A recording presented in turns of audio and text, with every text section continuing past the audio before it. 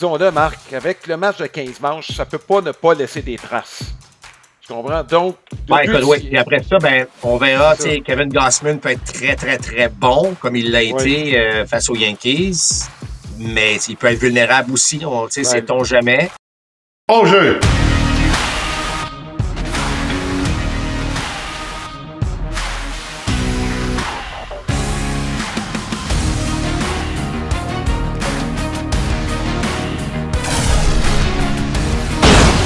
Deuxième prise! Compte complet! Le balado Côte complet est présenté par Plan de match à Boucherville et au Saguenay, votre centre d'entraînement et boutique de baseball avec cage de frappeur intérieur et lance-balles. Fier partenaire de votre passion. Voici vos animateurs, Alain Huseau et Mark Griffin. Bienvenue à Compte complet, cette édition dominicale à la suite des séries de division du baseball majeur. Alain Huseau et Mark Griffin. On va passer évidemment en revue la dernière série, les séries de division avant l'analyse des séries de la Ligue nationale et de la Ligue américaine. Tout de suite dans le vif du sujet, Marc, les séries qui viennent de se terminer, on va les prendre une à la fois. Il y en a certaines sur lesquelles on va passer plus rapidement. D'abord, Phillies-Dodgers, qui selon plusieurs était la plus relevée. On a eu du très bon baseball entre ces deux équipes. Malheureusement, il y en a une qui devait perdre et ça s'est fait de façon un peu cruelle. faut bien l'admettre du côté des Phillies de Philadelphie. Écoute, chapeau aux deux équipes. Les Phillies, je pense, ont fait beaucoup de bonnes choses, notamment en limitant Shohei Ohtani et Freddie Freeman, deux de leurs gros canons, mais ça n'a pas été suffisant. Non, Alain, le problème des Phillies, c'est d'avoir perdu les deux premiers matchs. Il faut que tu trouves le moyen de gagner un match à l'étranger avant de t'amener. Non, c'est pas. Ben, tu sais, 0-2, Alain, t'as beau avoir la meilleure équipe au monde. On se met dans le trouble. On se met vraiment dans le trouble, puis la marge de manœuvre est pas très élevée. C'est comme si on a commencé à jouer un peu après ça, et dans le match numéro 3, puis là, ben évidemment, le match numéro 4, où on n'a pas pu conserver cette très, très mince avance de 1-0 pendant très longtemps. Et évidemment, est arrivé le cas Kirk Ring. On voit, là, Alain, même tu t'as beau bâtir ta formation de toutes les manières possibles, ça devient très fragile en série. Ça prend pas grand-chose pour que ça parte d'un côté ou comme de l'autre. Il a manqué un petit peu d'attaque. C'est vrai que tu l'as dit, on a maîtrisé Shohei Ohtani. On pourrait se poser des questions. C'est facile de revenir sur des décisions, mais ça reste que ça tient par pas grand-chose. Et ben là, ça a été exposé dans cette série-là. Oui, puis chapeau aux Dodgers, Marc. On faisait le tour un peu avant les séries. On disait, bon, la relève des Dodgers est fragile. Mais regarde, on a trouvé le moyen de ne plus utiliser les Tanner Scott, les Kirby Yates, même Trinan dans les... Tu sais, on le limite. Donc, on a vraiment changé le rôle des lanceurs de sorte que ceux qui étaient vulnérables, ben, sont plus dans les jambes, si je peux utiliser cette expression-là. Oui, peut-être. Par contre, dans une série 4 de 7, on verra comment tout ça va se dérouler, mais ça a été très bien géré, effectivement. C'est des gars comme Sheehan qui sont venus en fin de match, Sasaki qui est devenu le releveur de fin de rencontre. Alors, t'as raison, on va être tenté de ne pas exposer.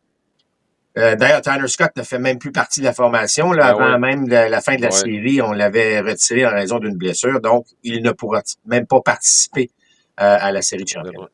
Oui. Maintenant, Cubs, Brewers, je pense qu'on l'a résumé assez bien, Marc, dans cette série-là. Les Cubs sont arrivés en série vulnérables.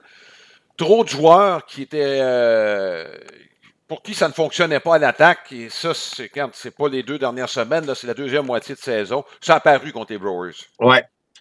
Ouais, mais tu sais, on a marqué pas mal tous nos points ou presque via la longue balle, ce qui était bien, ce qui était même attendu, mais Alain, c'était pas suffisant, là. Puis là, c'est pas juste l'affaire d'un seul joueur, là. Le Pete Crow Armstrong avait des ennuis. Carson Kelly n'a pas connu une bonne série en attaque. Dansby Swanson n'a pas frappé beaucoup. Ça a pris un certain temps avant de voir Kyle Tucker. Oui. Puis même à ça, on n'a pas vraiment senti un Kyle Tucker en pleine possession de ses moyens. Fait, ça fait beaucoup de joueurs à un moment donné qui... tu sais, Michael Bush peut pas faire à lui seul. Suzuki a été bon.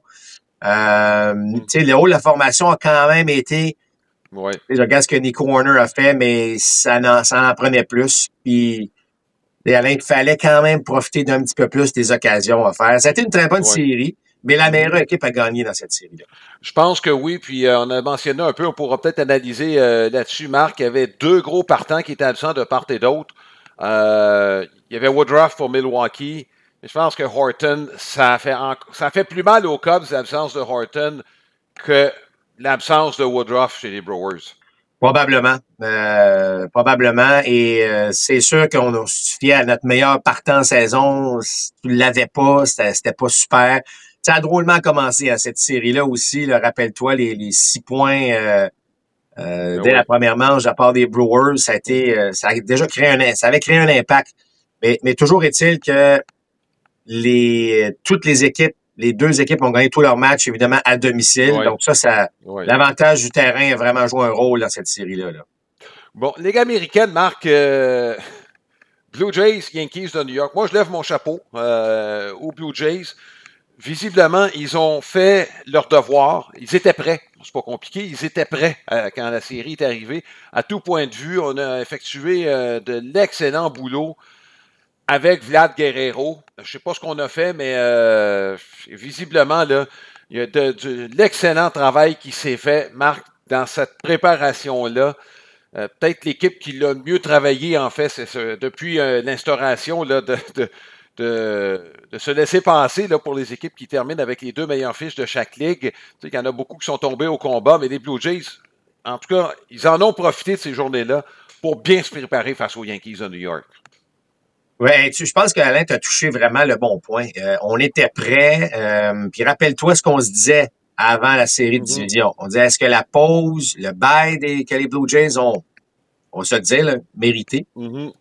Et qu'est-ce qu'on a fait? Là? Qu'est-ce qu'on a fait? Qu'est-ce qu'il fallait faire? Il fallait réveiller Vlad Guerrero, il fallait trouver une solution, il fallait placer notre rotation des lanceurs et espérer un retour de Beau Bichette. Puis là, malgré l'absence de Beau Bichette, qui a été le meilleur des siens en attaque, ça, écoute, on n'a même pas eu besoin.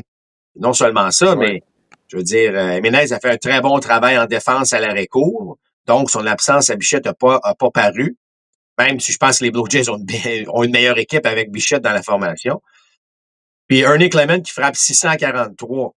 643, je le dis souvent, c'est 643 le moins parlé de l'histoire des séries. Je veux dire, parce que tu as eu Vlad qui a fait ce qu'il avait à faire, Varsho qui a frappé la longue balle, je veux dire, l'attaque au complet qui a fonctionné à plein régime. Impressionnant. Honnêtement, là, de sortir les Yankees comme ça et de le faire aussi en plein Yankee Stadium, il fallait que tu fasses quelque chose de bien, Alain. Et là, évidemment, on pourrait parler longuement de la prestation et de Gausman et de Yasevich qui arrive puis qui... je veux dire, on a tellement mal paru contre lui. Puis, on parle pas souvent de John Schneider, Alain, puis je le sais que dans un match où tu sais que ça va être un comité de releveurs, c'est pas facile à gérer. Parce que là, tu sais, je veux dire, c'est 3, 4, 5 retraits pour chaque lanceur. Quand les retirer, quand en amener un nouveau, il y a quand même, évidemment, il y a beaucoup à considérer. Puis, regarde, 2 points sur 6 coups sûrs à la meilleure attaque du baseball. Je pense pas que c'est la recette qu'il faut faire souvent, Alain, mais on l'a bien fait du côté des Blue Jays. Donc, tout a bien fonctionné. Là, il s'agit évidemment d'avoir la même sorte de préparation pour la série suivante. Marc, je vais t'entendre sur les Yankees de New York, parce que tu comprends que ça a mal passé, cette défaite-là, auprès des partisans, auprès des médias. Moi, je retiens ce que j'ai lu, un commentaire de Joe Torre. Il faut vérifier les sources, et Joe Torre l'a vraiment dit, là, cette fois, dans ce cas-ci. Il dit qu'il faudrait que les Yankees cessent de se comporter comme si ça leur était dû, la Série mondiale. On n'a gagné qu'une seule fois depuis 2001, et peut-être de mériter justement de s'y rendre. Je sais pas ce que tu en penses. Moi, ça fait longtemps que je le dis, c'est l'attitude corporatiste de cette équipe-là, moi, qui me titille un peu plus de c'est ça. Un peu moins de vernis puis un peu plus de rugueux, ça leur ferait du bien, je pense. Ben, écoute, il y a certainement que oui, ça joue un rôle. Moi, Alain, Et je vais pencher un petit peu du côté de Alex Rodriguez, qui a mentionné, là, lui, qu'il trouve que la formation peut faire peur en attaque, Alain, mais c'est pas une formation tu regardes la masse salariale, est-ce qu'on bâtit vraiment une équipe pour aller jusqu'au bout? Puis là, ben, tu l'as dit, on n'a pas gagné depuis 24 ans, là. Donc, il y a peut-être une façon de modifier comment on bâtit nos affaires. On se rend en série, il n'y a pas de problème. Mais tu sais, Alain, ça prendrait des frappeurs, certains frappeurs qui sont moins souvent retirés sur des prises, mettre plus de ballons en jeu. Tu sais, on va prendre la recette des Brewers et des Jays actuellement, là.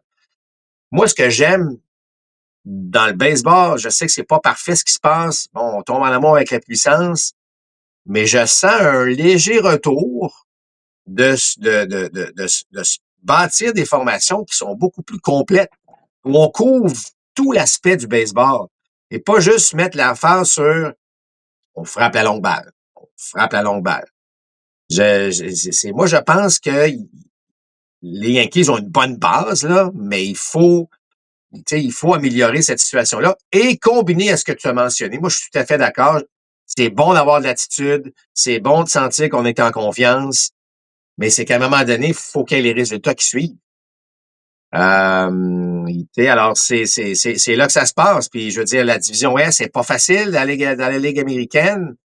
Les Red Sox ont poussé la courte série 2-3 à la limite. Et rappelle-toi, c'est une série qui aurait peut-être même pu aller d'un côté comme de l'autre. Ouais. Puis là, on n'a pas été capable de traverser les Blue Jays. Alors, c'est sûr qu'Alain, il va falloir retourner dans la pièce, la War Room qu'on appelle, puis bon, mais repenser à qu'est-ce qu'on fait pour la suite des choses. Oui, puis Marc, déjà des décisions qui devront se prendre. Là. Qui va jouer au premier but? Bellinger qui sort de son contrat. Bellinger, Marc, quand tu regardes sa fiche dans l'ensemble de sa carrière en série, c'est pas si reluisant que ça. Hein? Je ne sais pas s'il va s'en aller dans un petit marché. Il est allé à Chicago, il est allé à New York, il est allé à Los Angeles. Je me demande si les projecteurs, ça lui va bien dans le cas de Bellinger. Tu sais, il y a des joueurs qui n'aiment pas ça. Regarde, je me pose la question, je n'ai pas la réponse. Là. Non, puis t'ajoutes à ça, tu sais, on a 3 receveurs gauchers. On a, il y a des choses à réfléchir un petit peu plus là, du côté des Yankees de New York. On a bouché des trous à la date limite des transactions. On a fait des choses intéressantes. On est allé chercher de l'aide en relève. Mais tu sais, là, tu as Juan Soto qui avait connu une bonne saison, qui décide de ne pas signer avec les Yankees. Là, tu as Bellinger qui semble vouloir sortir de son contrat. Il y a peut-être quelque chose qui se passe aussi. Là. C'est pas... je veux dire, souvent, un joueur de baseball va vouloir porter l'uniforme des Yankees de New York. Mais c'est peut-être pas fait pour tout le monde. Oui, puis écoute, on aura l'occasion de revenir sur la dernière saison de toute façon. Moi, je me pose la question sur Aaron Boone. Je ne dis pas qu'il n'est pas compétent, mais Marc, c'est un gars qui, disons-le, c'est pas le gars le plus calme et relax. Tu comprends? Joe Torre était capable de faire le pont entre la haute direction et les joueurs. Il y avait un effet calmant. Puis je trouve pas ça avec Aaron Boone. Puis il me semble que c'est ça qu'à New York, on aurait besoin. Ça fait partie, Alain, de brasser un peu ce qui se passe, voir est-ce qu'on a la meilleure personne en place. Puis tu sais, c'est pas la faute uniquement sur Aaron Boone, là, ce qui se passe avec les Yankees, évidemment. Non. Là. Mais on semble tisser serré avec Cashman. Oui. Fait que là, je sais pas. Est-ce que la haute direction va finir par s'en mêler? Oui. Ça reste à voir, mais écoute, Boone, ça fait quand même un petit bout de temps qu'il est là. Est-ce qu'il est temps de changer un peu justement la façon dont on communique à l'intérieur du vestiaire? Est-ce que c'est Mais il y a quelque chose qui se passe, Alain, parce que on n'a pas le rendement souhaité. Il y a des joueurs qui arrivent, qu'on pense qu'ils veulent rester, qui ne restent pas. À un moment donné, là, il y a des indices là, qui te sautent en plein visage. Là. C'est pas le processus décisionnel que je remets en cause parce que dans le cas des Yankees, pour sûr que Boone a, comme dans plusieurs équipes de toute façon, là, pour sûr que l'attitude voulue de prendre toutes les décisions qu'il voudrait, mais je pense qu'il fait partie quand même de cet ensemble-là. Dernière série, Détroit-Seattle. Le dernier match, 15 manches. On en voit presque plus des 15 manches aujourd'hui pour, évidemment, avec le changement des règlements. Est-ce que ça te manque, Marc, de retrouver ce genre de match-là en saison régulière? Non, pas en saison régulière. Tu sais, en saison régulière, Alain, c'est 15 manches, là. Tu vas être affecté de ça pendant au moins la prochaine semaine. Si c'est le dernier match de ta série, c'est l'autre équipe qui va en profiter. Moi, je trouve ça correct. T'sais, le coureur au deuxième en saison, j'ai pas de problème, mais pas en série. C'est exactement ce qu'on a vu. Ça a donné un classique. Puis c'est pas le match de 15 manches, Alain, où il se passait rien entre 9 et 15. Là. Il s'est passé pas mal de choses. Là. Il y avait des coureurs sur les buts, des chances de marquer, des doubles jeux, des prises de décision. Il y a un paquet d'affaires vraiment le fun qui se sont déroulées dans ce match-là. En tout cas, moi, je vais m'en souvenir longtemps, le contenu des chances ratées. On a amené, écoute, des lanceurs partants qui étaient sûrement pas. Eux autres, là, ils étaient arrivés au match, là. Oui, c'est le match ultime, là, mais les autres sont en gogoune, là. Tu comprends, là? Pensent pas qu'ils pensaient jouer. Puis là, paf, se sont retrouvés au monticule. Puis après ça, on a fêté aux petites heures du matin pour partir pour Toronto par la suite du côté de Seattle. Il va avoir un effet, là. Il va avoir un effet pour la suite des choses. Mais, écoute, une série, un match classique, surtout parce que c'est le match ultime. Je m'attendais à ce que l'attaque des Mariners soit un petit peu plus bruyante dans cette série-là, même si on a affronté, évidemment, Tarek Skubal. Ça a donné droit à une très belle série. Moi, chapeau aux Tigers. Je pensais pas du tout que les Tigers allaient offrir un tel rendement face aux Mariners. Puis ça a donné une très, très belle série, alors que je pensais que ça allait être beaucoup plus facile là, pour Seattle. Oui, puis d'avoir battu 2 fois les Tigers quand Tarek Skubal était le partant, je pense que c'est le fait saillant de cette série-là, Marc. Bien franchement, là, on n'était pas sûr si Skubal était pour lancer 2 fois. Puis tu peux rien reprocher à Tarek Skubal. Non, ce qu'il fallait faire, Alain, c'est lorsque Skubal parte, il fallait être à portée de main. C'est exactement ce qui est arrivé parce que c'est la relève. Tu sais, je veux dire, il a été impliqué dans aucune décision, Skubal. Il n'a pas perdu de ces 2 matchs. Il a très, très, très bien fait. Je veux dire, tu regardes ses départs en série, en carrière, ce gars-là, écoute, c'est lui que tu veux au monticule. Mais on en a fait juste assez. Tu sais, Détroit n'a pas frappé une tonne non plus. Là. Évidemment, ils l'ont fait dans un match en particulier, là, mais ça a été difficile. Mais moi, je suis content, Alain, parce que ça me donne une fiche parfaite de 4-4 dans les séries de division. Fait que je vais me péter les bretelles un petit peu, puis ça arrive pas trop souvent. Alors, écoute, 7-8 depuis le début des séries, c'est pas pire. T'es sûr de finir avec une fiche de 500 à l'issue des séries. Donc, t'es déjà pas pire. La dernière question que je vais te poser, Marc, par rapport aux Tigers. Kerry Carpenter, est-ce qu'il t'a assez convaincu d'utiliser contre des gauchers et des droitiers pour la prochaine saison? Là? Oui.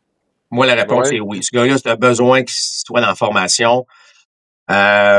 C'était pas un grand échantillon cette année. Je sais qu'il frappait 220 quelques. Il frappait pas beaucoup. Pardon? Ben, contre des gauchers, là, il frappe pas. Là. Regarde, oui, c'est mais ça. on l'utilise peu. Mais c'est ça, Alain. Je veux dire, c'est comme n'importe quoi, là. Si tu l'utilises pas, tu pourras pas t'améliorer. Moi, je pense qu'il faut que ce gars-là joue tous les jours. Là. Ça, c'est mon impression à moi. Et si au bout de 2 mois et demi, 3 mois, moi, je lui donnerais un échantillon là, vraiment d'une demi-saison, là, ça ne fonctionne vraiment pas, ben OK. Mais il faut que tu lui donnes l'occasion de le faire. C'est pas en 1 semaine ou 2 semaines que tu vas déterminer ça. Oui, il y a moins de 200 présences au bâton depuis le début de sa carrière contre les gauchers. C'est pas une grosse production, mais tu sais, c'est quand même sur quelques saisons dans le cas de Carpenter. Donc, écoute, Alain, les gars, là, ils vont avoir près de 650, 700 présences que tu joues tous les jours. Ouais. Il n'y en a pas eu 200 dans sa carrière. Et donne-y un échantillon là, de 350, mais dans les, tu sais, ou de 300, là, mais dans la même période. Ce gars-là, il pourrait s'ajuster. Je te dis pas qu'il va frapper 300 puis qu'il va frapper 20 circuits contre les gauchers. Ouais. Mais il a servi de bougie d'allumage de cette équipe-là là, en attaque. Je sais que Riley Green a une bonne saison, mais les gros coups sûrs, là, souvent provenait du bâton de Kerry Carpenter. Oui, puis il y a eu un gros match justement dans ce match de 15 manches.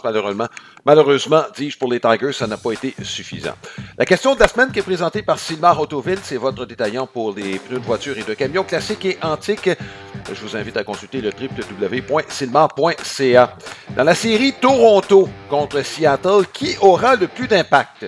Vlad Guerrero ou Cal Raleigh? Guerrero qui a eu une très bonne série contre les Yankees. Raleigh, candidat au joueur le plus utile à son équipe au cours de la saison 2025. Envoyez-nous vos commentaires. Vous pouvez aller sur notre page Facebook, facebook.com/compte complet de balado, ou directement sur notre site internet comptecomplet.com. Le baseball, c'est plus qu'un divertissement. Après des mois d'inactivité, on veut bouger sur des terrains de balle. Rendez-vous au baseballquebec.com. Débranche tout et on va jouer dehors. Ce sera ton été de baseball. Alain, je prends un instant pour vous parler de notre partenaire principal, le Plan de Match, qu'on remercie évidemment. Plan de Match, boutique de baseball, principalement à Boucherville, puisqu'à Boucherville, il y a des cages de frappeurs intérieurs. Donc, durant la période hivernale, si vous voulez vous entraîner, ben c'est l'endroit idéal. Et évidemment, boutique de baseball également côté du Saguenay. Et alors, je vous invite aussi à consulter notre site web qui est le www.comptecomplet.com pour en savoir plus sur notre balado. C'est le temps maintenant de l'analyse des séries de championnat. On va commencer par la Ligue nationale des Dodgers contre les Brewers de Milwaukee. Les Brewers, c'est la 4e fois qu'ils se rendent en série de championnat. 3e fois dans la Ligue nationale. La première fois, c'était en 1982. Et je m'en rappelle très bien. Je considère encore aujourd'hui, Marc, que c'était une des meilleures équipes offensives de l'ère moderne. Mais ça, à un moment donné, sur le plan historique, on pourrait s'y attarder.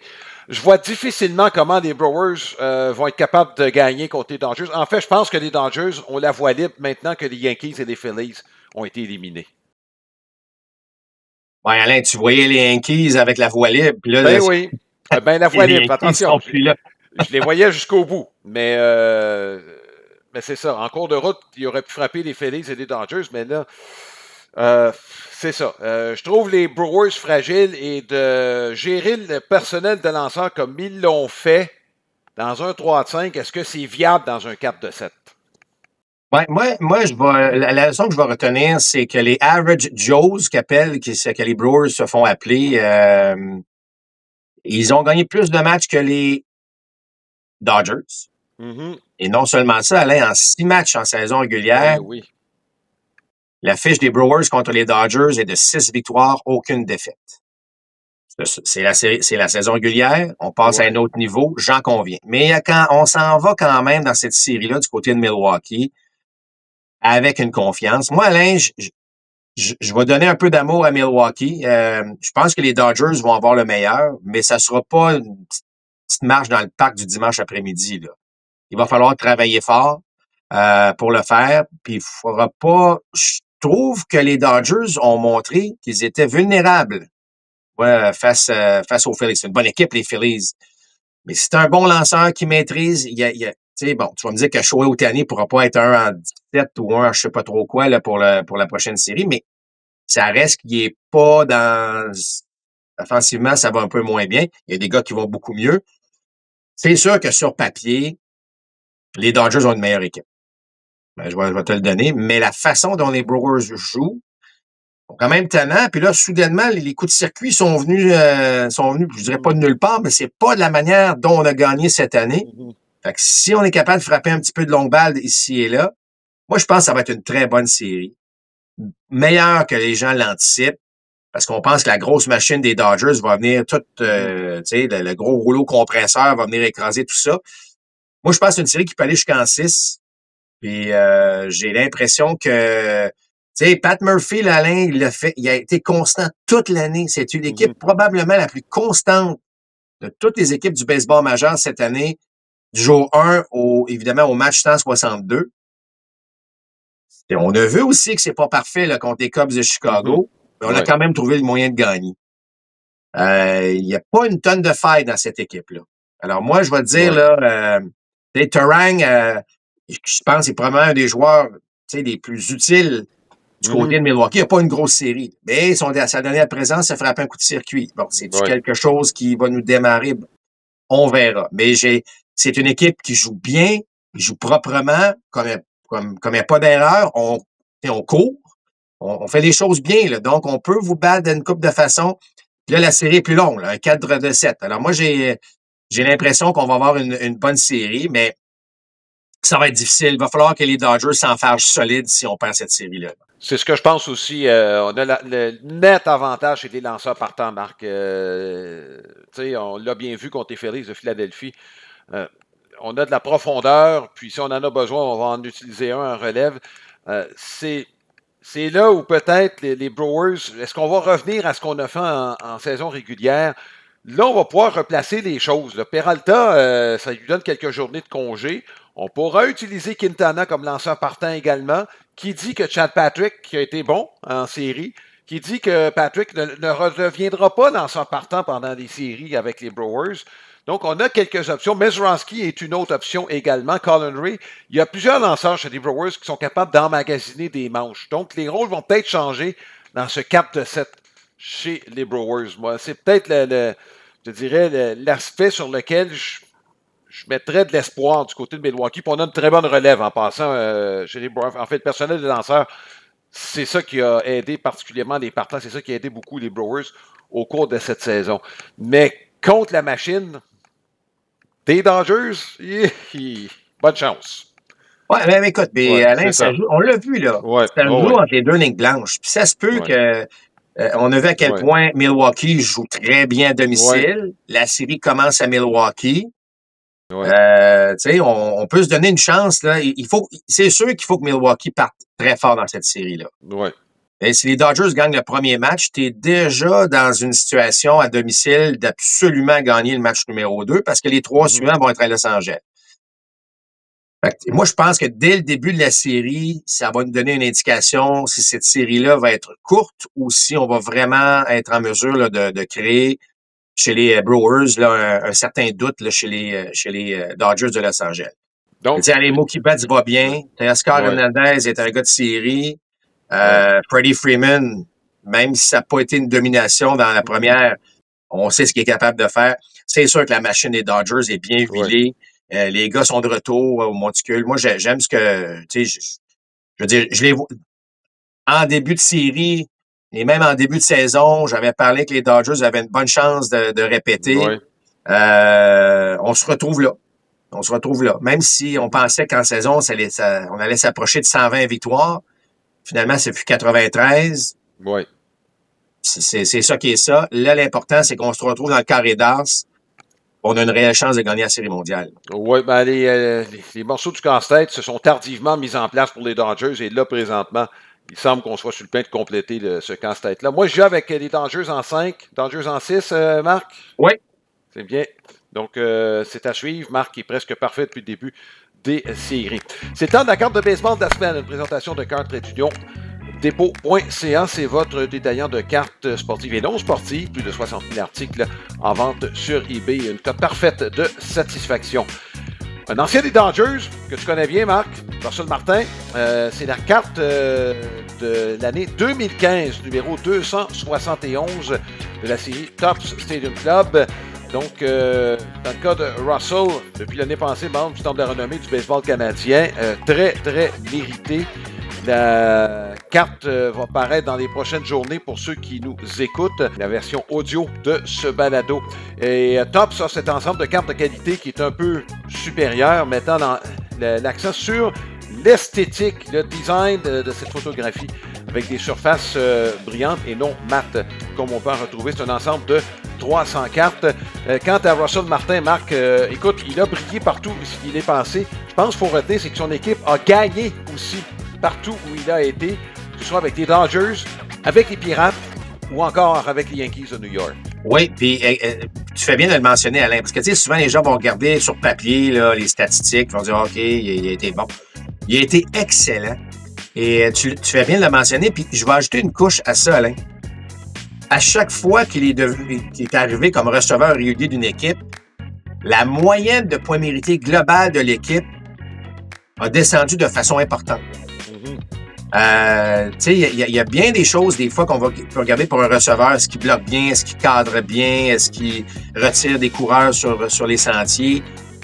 Mais moi, là, d'arriver, d'avoir un impact aussi important sur la moyenne de points mérités globale de l'équipe, je trouve, tu sais, oui, ce sont les lanceurs qui lancent, mais tu comprends la synergie lanceur-receveur.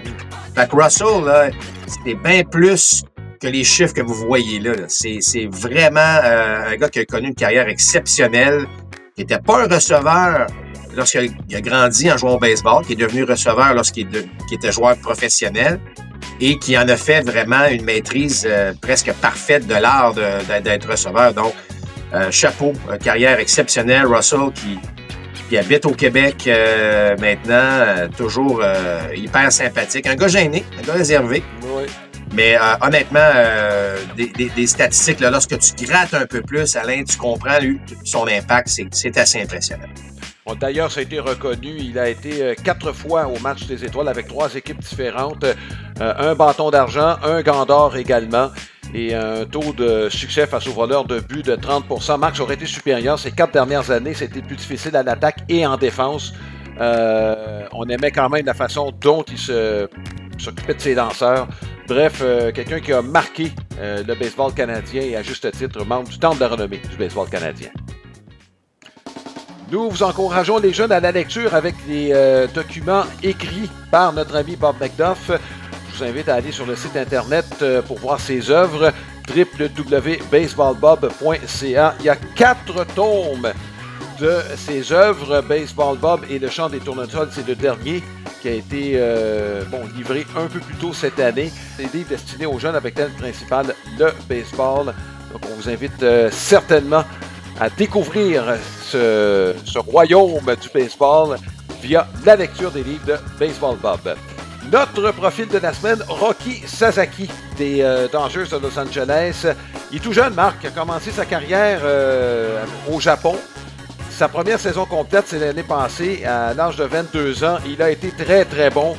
Et lui avait décidé que c'était dans le baseball majeur qu'il voulait. Marc, lui, a été au milieu d'un drame quand même très jeune, c'est-à-dire il y a une dizaine d'années, il a perdu son père et son grand-père sur un terrible tremblement de terre qui avait fait des manchettes au début des années 2010. Et là, se retrouve en 2025. C'est une inspiration pour sa communauté. C'est pas compliqué là, dans le cas de Roki Sasaki. C'est beaucoup de responsabilités à un jeune âge, tu comprendras. Et l'année passée, il y a beaucoup d'équipes qui couraient après. Rappelle-toi, Marc, que les Blue Jays de Toronto avaient effectué un échange pour avoir de l'argent supplémentaire international pour l'embaucher. Et ça voulait dire, vous voulez de l'argent, les Guardians, c'est pas de problème, mais prenez-nous le contrat de Myles Straw. Ça a finalement bien tourné pour les Blue Jays. On n'a pas tout perdu. Mais toujours est-il que les Blue Jays ont tout essayé pour l'avoir, comme ils avaient tout essayé pour Shohei Ohtani. Puis finalement, Sasaki s'est tourné vers les Dodgers de Los Angeles avec un boni de 6,5 millions de dollars. Ça, c'est le principal montant qu'il va avoir au cours des prochaines années parce que le salaire prévu pour Sasaki au cours des prochaines années, c'est en phase avec les salaires qu'on donne selon l'ancienneté des joueurs. J'ai déjà mentionné, Marc, que je ne suis pas d'accord avec cette façon de faire. On n'est pas dans un monde où tu travailles dans une usine puis tu es meilleur quand tu... Regarde, c'est pas de même ça marche dans le sport, mais bref. Toujours est-il que Sasaki s'est retrouvé avec les Dodgers de Los Angeles avec un répertoire, disons-le, assez particulier. Une balle rapide à 100 000 à l'heure puis une balle fronde qu'on n'a pas vu bouger de cette façon-là, pas très, très souvent. Non, puis il est arrivé, évidemment, avec cette fameuse balle fronde. On l'avait même pas vu encore dans le baseball majeur, puis tout le monde disait que ça va être la meilleure balle fronde. Ouais. Tu arrives avec une type, puis là, on compare des gars qui en ont des très, très bonnes, tu sais. Mais malheureusement, pour lui, il est arrivé, ça a rapidement été blessé. On pouvait voir le potentiel, de toute évidence. Là, c'était assez clair de voir qu'à 100 000 à l'heure, c'était impressionnant. Mais c'est vraiment en ce moment, là, en série, qu'on voit l'étoffe de ce gars-là. Et tu disais tantôt que les Dodgers, cette formation-là, tardivement, on s'est mis ensemble. Il en fait partie, là, Sasaki. Là. Puis là, de le voir lancer de la sorte, c'est impressionnant. Mais je vais te dire, tu regardes son physique, la façon dont il s'élance, la fluidité de son élan, la fluidité du bras. Et je comprends que tout le monde tombe en amour avec lui. Là, je veux dire, c'est un gars qui va, justement, avoir une brillante carrière dans le baseball majeur. Mais tu sais, Alain, le fait qu'il est allé à Los Angeles, probablement qu'il y a du bon lobbying de la part de Shohei Ohtani aussi. Là. On sait là, qu'il y a une relation là, assez unique entre les Dodgers, l'organisation, et évidemment ce qui se passe au baseball en Asie. Puis ça n'a pas fait exception là-dessus, mais brillante carrière là, qui s'annonce pour Chris Sessing. Oui, puis Marc, malgré tout le battage, il n'y avait pas de garantie. Et on a juste à se rappeler, il y a eu Hideo Nomo, ça a commencé là avec les Dodgers, et quelques années plus tard, il y a un lanceur qui s'en venait, semble-t-il, avec une balle rapide à 100 000 à l'heure. Je ne sais pas si tu te rappelles, il voulait absolument jouer pour les Yankees de New York. Et je ne peux pas dire que ça a été un grand succès, parce que tu l'as vu de proche, toi. Hideki Irabu, on va le nommer, là, mais lui, il était venu avec un gros battage en Amérique du Nord. Oui, il s'est retrouvé avec les Expos, effectivement. Moi, je l'ai vu de proche. Écoute, je n'étais pas dépisteur à l'époque, mais je peux te dire que je sais pas qu'est-ce que les gens avaient vu, mais ce qui s'est retrouvé à New York puis à Montréal par la suite, là, on n'était pas dans les mêmes eaux qu'un Shohei Ohtani maintenant, ça c'est assez évident là. Mais bon, ça reste qu'effectivement, il arrivait avec une certaine pression, avec une réputation. Je pense qu'il va être en mesure de relever le défi là. Oui, dans le cas de Sasaki. Oui, dans le cas de Sasaki. Oui, parce que bon, Marc, Seattle-Toronto. C'est sûr que Seattle commence sa série hypothéquée. On ne peut pas penser autrement là avec le match de 15 manches, un seul jour de repos entre les deux séries, un long voyage pour Seattle. Puis, tu as eu une remarque intéressante, Marc, bon, hors d'onde, et peut-être même en onde, mais peu importe, disant que c'est peut-être au fur et à mesure que la série va avancer que ça va frapper davantage les Mariners. Ben, inévitablement, Alain, il y a l'aspect un peu fatigue. On a voyagé, on a joué une série quand même assez intense. Puis le premier match d'une série, bon, t'as l'adrénaline, ça commence, il va y avoir du bruit à l'intérieur du stade à Toronto, bon. Mais c'est peut-être dans le match 2, là, et un peu plus loin que, ça va peut-être un peu nous rattraper, l'utilisation des nombreux lanceurs. C'est pas évident, là, ce que les Mariners ont passé au travers. Oui, ça a un impact sur certainement les deux premiers matchs. Les Dodgers pas les Dodgers, mais bien les Blue Jays qui avaient aussi profité, rappelle-toi, de la série à la limite entre les Yankees et les Red Sox, alors qu'on s'est retrouvé avec, dans le premier match, Louis Gale du côté des Yankees de New York. C'est un portrait qui semble se répéter là, avec les Mariners. Les Blue Jays vont prendre tout ce qu'ils peuvent comme avantage, ça c'est certain. Et j'espère aussi que les Blue Jays ont utilisé la même recette, Alain, de ces quelques jours de repos. Parce que ça avait été assez convaincant entre la saison régulière et leur première ronde, la série de division. On verra la suite. Mais chose certaine, les Mariners ont une bonne équipe. Et je sais qu'il y a un avantage Blue Jays en raison de ce qui s'est passé, de la fatigue. Mais les Mariners ne prendront pas ça comme excuse. Là. Ils vont arriver quand même prêts. Les Mariners n'ont non seulement jamais remporté la Série mondiale, on s'est jamais rendu en Série mondiale. Oui. Alors là, on est si proche, Alain, il y a comme cet élément-là qui est à considérer dans cette série-là. Oui, écoute, quand tu regardes froidement les deux équipes à l'attaque, je pense qu'il faut que tu donnes l'avantage aux Mariners. Mais je dis bien froidement, Ernie Clement ne frappera pas 450 dans la série contre les Mariners de Seattle. Je veux dire, moi, il m'a surpris pendant tout le long de la saison. Quand il l'a fait dans la série précédente, s'il le fait encore, chapeau. C'est juste que, là, à un moment donné, tu te dis quand est-ce que cette attaque-là va se mettre ensemble? Est-ce qu'on va être dans le même syndrome que les Cubs de Chicago? T'es rentré en série, tu regardes les chiffres froidement, tu te dis, il y a 6 gars qui ont 20 coups de circuit, puis finalement, ça s'est dégonflé. Et du côté des Mariners de Seattle. Donc, est-ce qu'on rentre dans le même état d'esprit? Moi, c'est ça qui m'inquiète du côté des Mariners de Seattle, alors que les Blue Jays jouent bien. Regarde, on joue de très bonnes balles présentement. On semble utiliser nos lanceurs de la bonne façon. Est-ce que, ça peut tomber sur les nerfs de ceux qui aimeraient voir le lanceur partant dans ces 6-7 manches? Peut-être, mais ça a fonctionné. Donc, on est prêt chez les Blue Jays de Toronto. Puis moi, je pense que c'est ça. La dernière série va laisser des traces. Moi c'est ce que je pense. Et faut pas oublier que les Blue Jays ont l'avantage du terrain aussi. Attention, si les Blue Jays en perdent une des deux premières, ça peut arriver. À Seattle, quelle sera la dynamique là-bas? Est-ce que la foule va appuyer à 100% des Mariners? J'imagine qu'on s'est préparé en conséquence.